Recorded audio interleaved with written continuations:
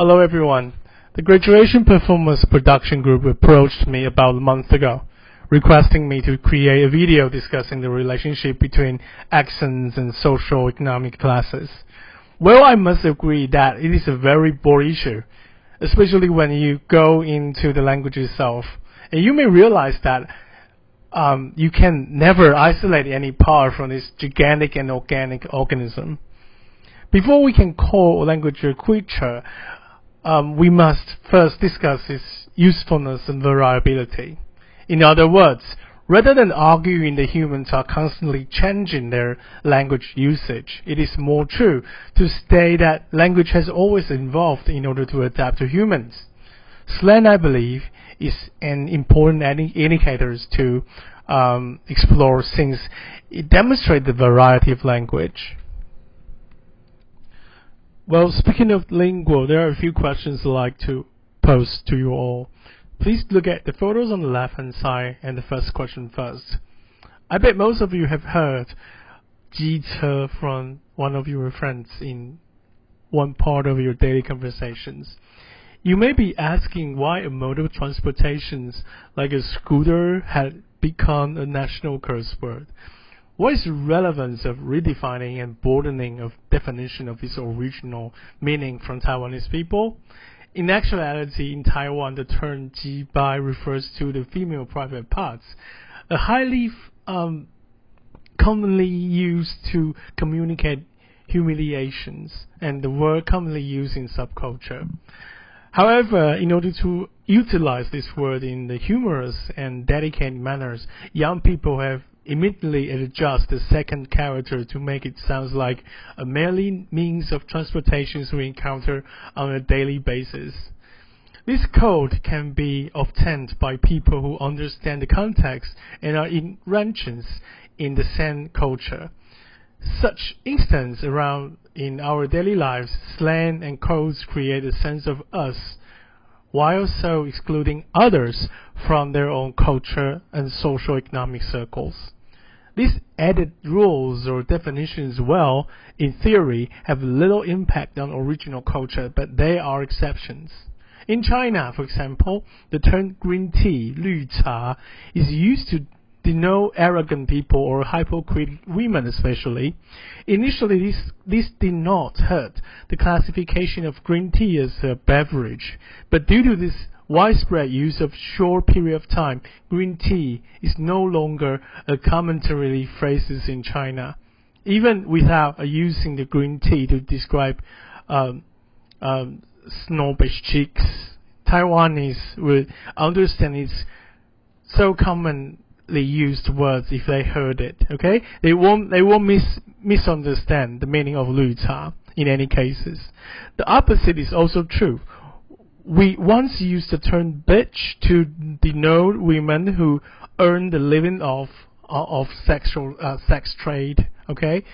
However, in Taiwan, the word cheap or bitchy has gradually become associated with something else, something even more friendly, more bothersome, or complimenting. Okay, it's pretty much like the synonyms of "you're so cute," "you're so naughty," or "oh, come on, don't do that, we are friends."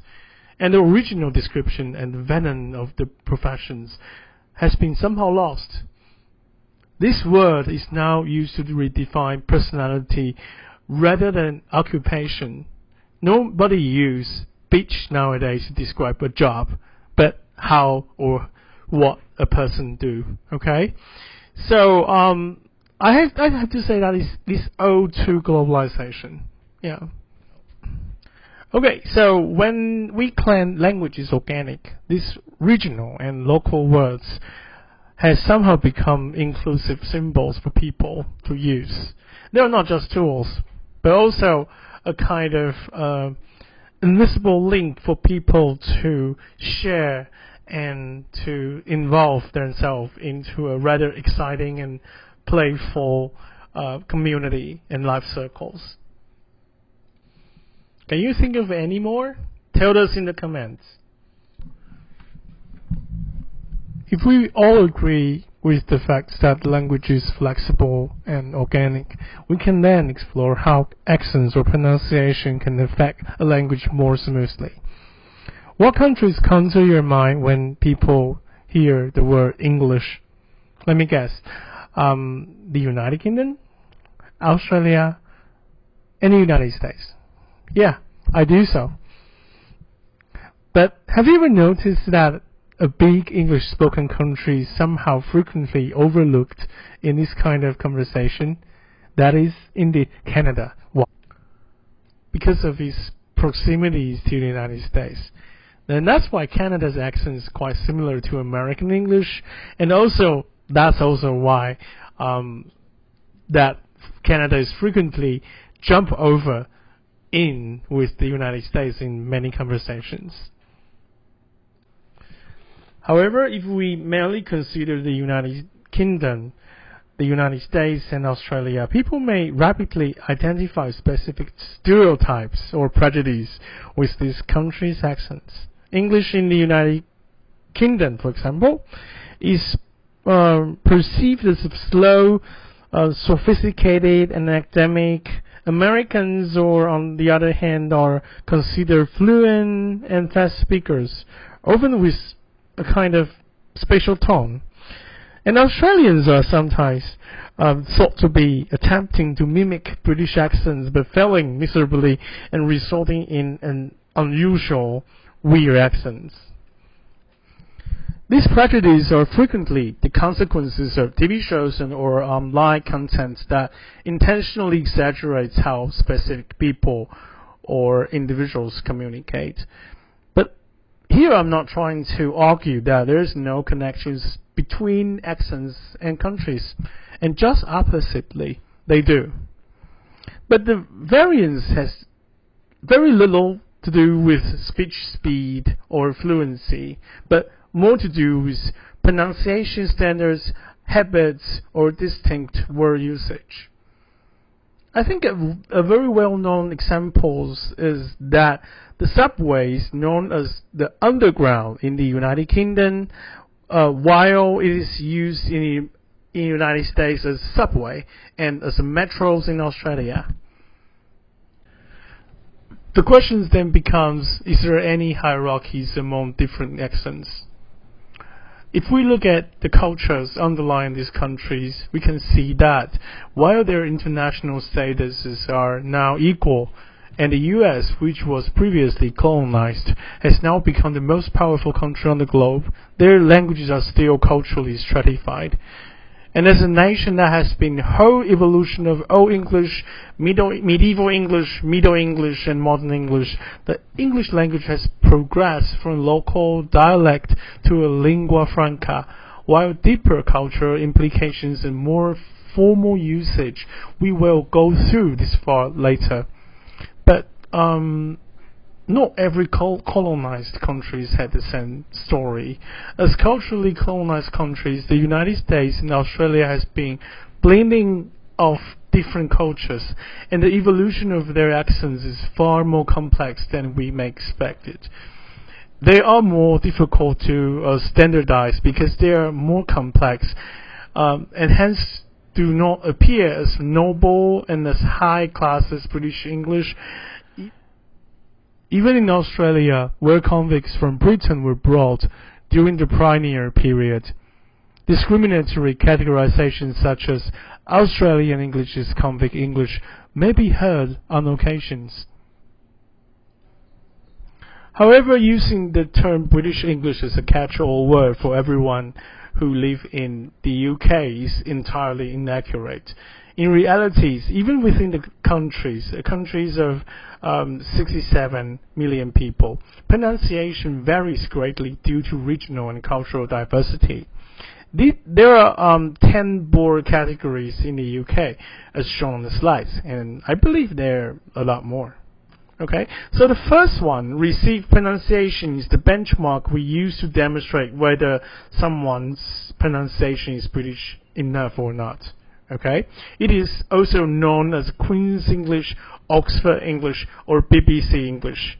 This accent, however, is only implied in some specific settings in certain occasions by certain class of people, like Prime Minister of the UK. Some may wonder why and ask, considering that London is the capital of the United Kingdom, why isn't London English the official or normal British accents we know? However, London's standing as UK's capital is owing to its commercial and geographical advantages in terms of water transportation, but not culture. In truth, some papers even imply that Colchester in Essex was the early capital of the United Kingdom.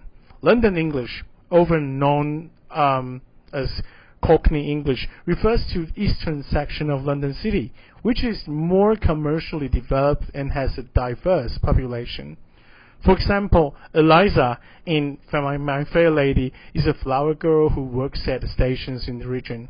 These people typically have lower degree of educations, and their accents alone distinguish them from the higher classes. And this also helps to explain why Higgins, a linguistics professor who working in the university, is so certain that he can identify a person's complete background, educational levels and intentions, and even the cultural and economic standings of everything within 2 miles of them based just on their accent. And if you look at the item 4, 5, 6 on the slides, you probably may notice that there are also names of some very well-known commercial cities in the United Kingdom. Like, how could anyone who enjoys football not know in Manchester United, right? However, despite their near proximity, these major cities each have their own distinct dialects and language usage traditions. Not to mention Scotland, which has completely different culture. Oh, I forgot to include 2 accents that are often mistaken. Okay, this table shows the pronunciation distinguishes between Oxford and London accents. Okay?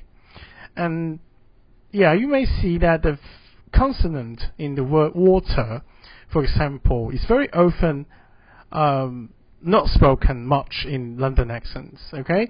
And this reminds me, there was one time I tried to ask one of my friends saying, why is your water pronounced like water? And everyone laughed, but I wasn't realized that was a silly question then, okay? And furthermore, in terms of tones, many people may feel very delighted when they hear the final rising intonation of thank you, like thank you, okay, in every single London shops, okay? Reality, this is one of the characteristics of London accents. As the city's active economic activities has conditions people to employ a more lively or innovating tone, okay? So that was somehow their life. It has been established a regional pronunciation trait over time. Most business persons in the UK nowadays may use this kind of tones or phrases when giving you something or giving you changes. This somehow reinforces our prior statement about language being organic. Let us add something more, okay?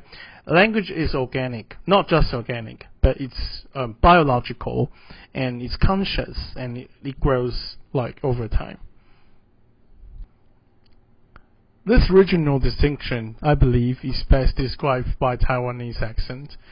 I think no one here may deny me that Taiwanese accent is highly sympathetic and full of heart and unique characteristics, right?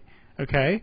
You know, a lot of friends, they come to me and say, why you're always greeting like Jabab? Why do you so care that much about whether peoples are full or not? But, you know, this is a culture, okay? So here we prefer to use homopoetic terms that the conclusion of every phrase is, which is a common approach. I'd like to ask everyone to help me in looking at this, okay? Can you pronounce that? Li jia ba hiu, okay? We can, 你吃饱后, 你吃饱了后, 你吃饱了你, 你吃饱了没, okay? Can you tell where these 4 different ways of speaking came from? I give you 3 seconds. 3, 2, 1. Okay. Right. The first one is not Taiwanese. It's Chinese Malaysian speaking. Okay. Okay. Let us now summarize. So what is the specific role of conventional orthodox Oxford accent in Eliza's day? Given that language serves the functions of dividing social classes? Well, for starters, accents may be a success symbol. Accents are more difficult to copy than other symbols, okay? And everyone wants to be successful, but if the definitions of success is merely extremely superficial, such as what car you drive or what clothing you wear, then anyone can disguise themselves as a ruling elite of the upper class if they have enough money. As the ruling class, they naturally do not want these circumstances to occur frequently and undermine their ruling or power bases. They must ensure that those at the top are always their own people. Accents develop throughout time as a result of habits and educations and living manners. So this kind of behavior or standards may naturally become their marks. This requirement also leads to the second point. The accents may be used as a tool to distinguish and alienate outsiders. Accents in different classes like slang or codes unify and exclude people in the same hierarchy, making people in the same community or social hierarchy more united. This is not simply convenient and advantageous to the ruling elite, but also to ordinary people. Ordinary people must also maintain the community stable in order to determine whether someone's friend or individual is a potential informant or spy or their rivals. Okay, imagine a person with a full Oxford accent walking in the eastern London. They trying to buy a flower. Is that like skeptical? The third point stems from the first two when it concerns the ease of the class reproduction and cultural and also economical inheritance. Okay, the nobility helps their children to keep the nobility, and business people, they help their wealth to be passed down to their offspring, and roadside vendors help their children will inherit their shops when they grow up. That's a natural kind of humanity, and the capitalism's prosperities is somehow fundamentally depend on smooth operation of this kind of process, and accents play an quite I would say influential impact in this element to some extent. It shows that the continuities of blood and lifestyle, and because of the first two criteria, makes it possible for original class to encroach on their own territories, or to put it in another way, it adds an kind of insurance-like constraints for class breaking throughs. And here the truth is like a person cannot become a noble person just by dressing up in a nice outfit, or a nobility. A noble person cannot avoid family obligations by disguising himself as a common people. Okay, this is somehow a phenolic and social class double lock system. I'd like to ask everyone to see these two short films with me at the end of the video. My Fair Lady first. It stars Audrey Hepburn and Pretty Woman stars Julia Roberts. Both have fundamental storyline about breaking over social classes, but you might notice the variations in dress or attitudes conform more to high society the standards, but the hardest things to adjust to is their ways of speaking and accents. Okay, Although both of these famous films conclude with the two female leads, social classes successfully breaking through, the fact is that the movie is simply movies, and the social class mobility is always more difficult than we imagine. But as Pandora's box might have informed us, no matter how unlovable the world is, there's still hope. Okay? Right. By the way, students from Department of Foreign Languages will perform My Fair Lady this December. I'm excited about it, so let's go and watch it together. Eliza, say it again. The rain in Spain stays mainly in the plain. The rain in Spain stays mainly in the plain. Didn't I say that? No, Eliza, you didn't say that. You didn't even say that. Now, every night before you get into bed, where you used to say your prayers, I want you to say, the rain in Spain stays mainly in the plain 50 times. You get much further with the Lord if you learn not to offend his ears. Now for your H's. Pickering, this is going to be ghastly. Control yourself, Higgins. Give the girl a chance. Oh, well, I suppose you can't expect you to get it right the first time. Now, come here, Eliza, and watch closely. Now, you see that flame? Every time you pronounce the letter H correctly, the flame will waver, and every time you drop your H, the flame will remain stationary. That's how you'll know if you've done it correctly. In time, your ear will hear the difference. See it better in the mirror. Now, listen carefully. In Hertford, Hereford, and Hampshire, hurricanes hardly ever happen. Now, repeat that after me. In Hertford, Hereford, and Hampshire, hurricanes hardly ever happen. In Hertford, Hereford, and Hampshire, hurricanes hardly ever happen. Oh, no. Have you no ear at all? Shall I do it over? No, please. Start from the very beginning. Just do this. Go, ha, ha, ha, ha. Ha, ha, ha, ha. Go on. Ha, ha, ha. Does the same thing hold true in India, Pickering? This peculiar habit of not only dropping a letter like the letter H, but using where it doesn't belong, like hever instead of ever.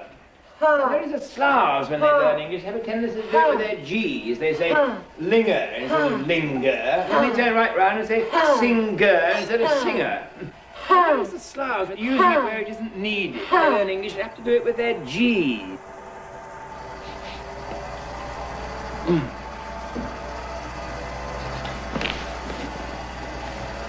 The girl, Higgins. Go on. Poor Professor Higgins. Poor Professor Higgins. Night and day he slays away. Oh, poor Professor Higgins.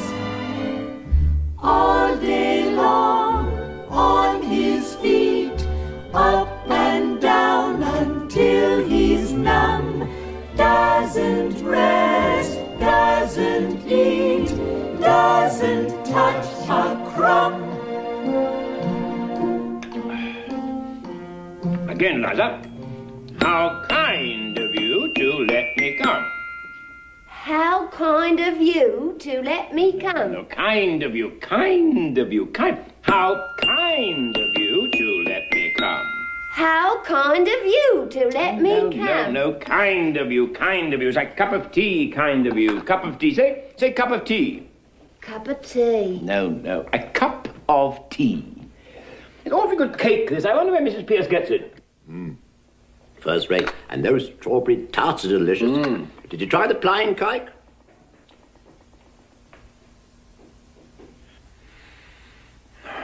Try it again. Did you try the... Pickering! Again, Eliza.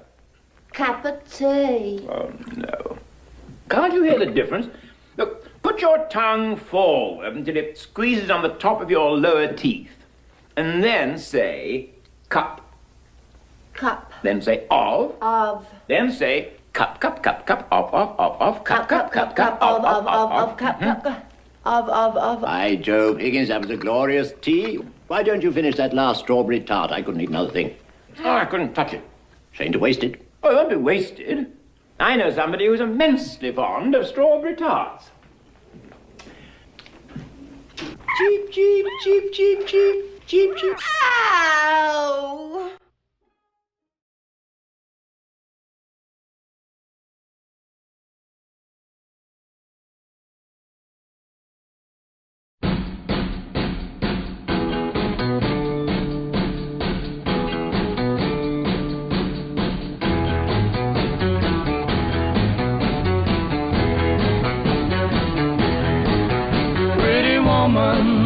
Walking down the street, pretty woman, the kind I like to meet, pretty woman.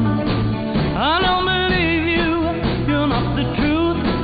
No one could look as good as you. Mercy. Pretty woman, won't you pardon me, pretty woman? I couldn't help but see, pretty woman, that you look lovely as can be. Are you lonely just like me?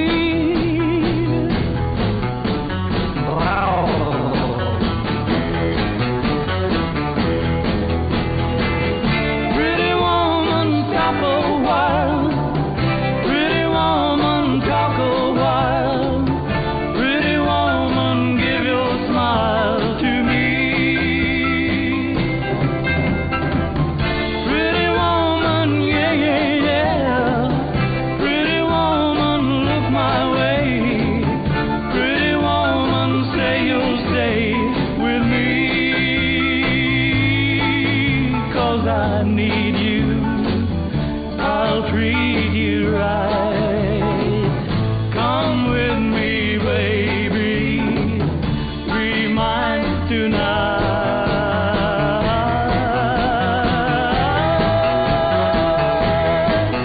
Pretty woman, don't walk on by. Pretty woman, don't make me cry. Pretty woman, don't walk away.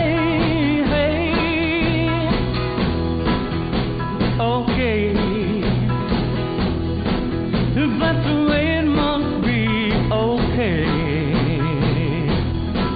I guess I'll go on home, it's late. There'll be tomorrow night, but wait, what do I see?